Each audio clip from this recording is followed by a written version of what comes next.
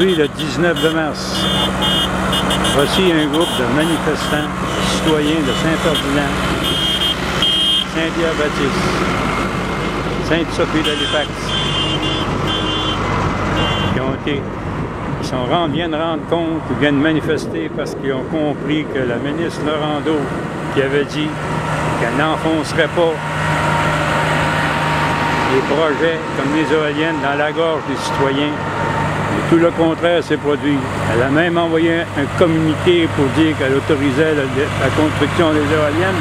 Elle n'a même pas eu le courage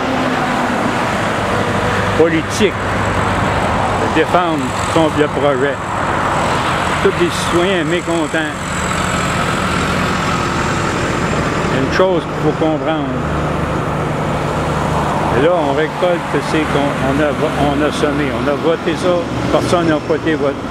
Beaucoup de monde n'ont pas été votés. Pourquoi ils n'ont pas été votés?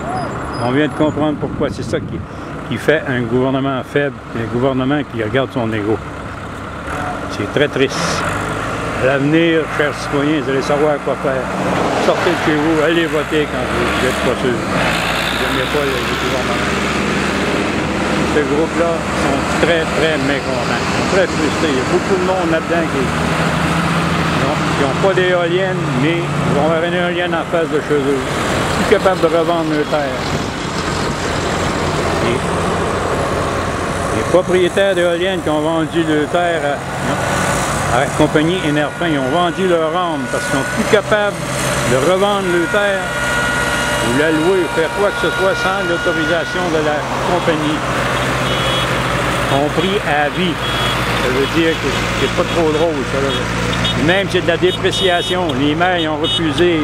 La MRC a refusé de demander à la compagnie Énerphin d'une assurance pour protéger au cas, comme ça s'est fait aux États-Unis.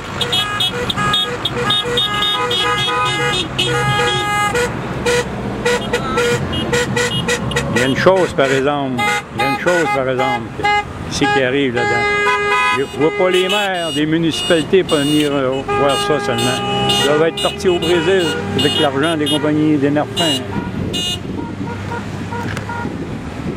C'est très triste.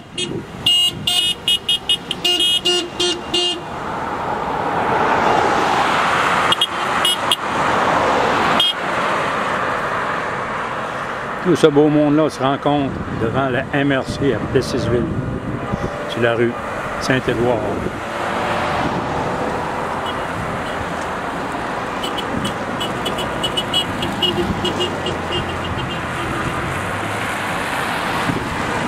Vous savez, mes amis, lorsque vous verrez ça dans 2 ou 3 ans ou 5 ans, pensez une chose, vous allez pouvoir dire que le gouvernement qui était déjà en place, Charest et compagnie et ses amis, ont été le gouvernement le plus anti-écologique dans les milieux habités.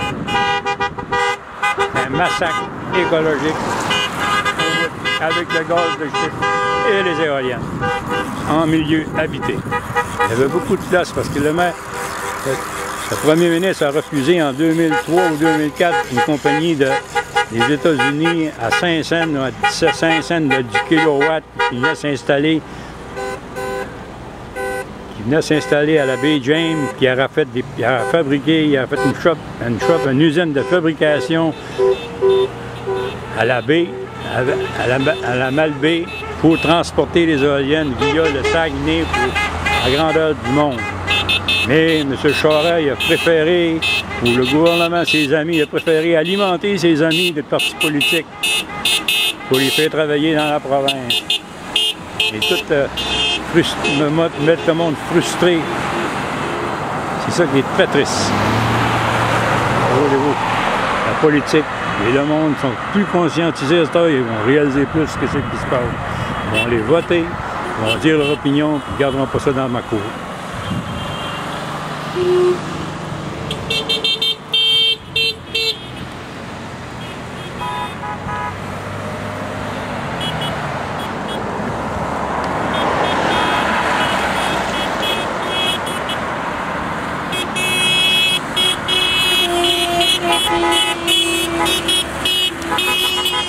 you.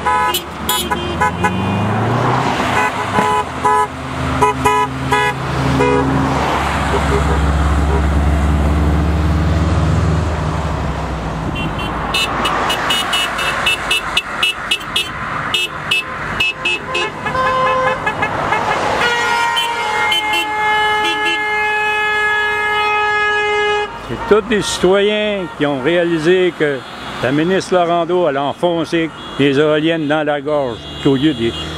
Elle croyait qu'enfoncer dans la terre puis enfoncer dans la gorge, c'était pareil. C'est pas pareil en tout.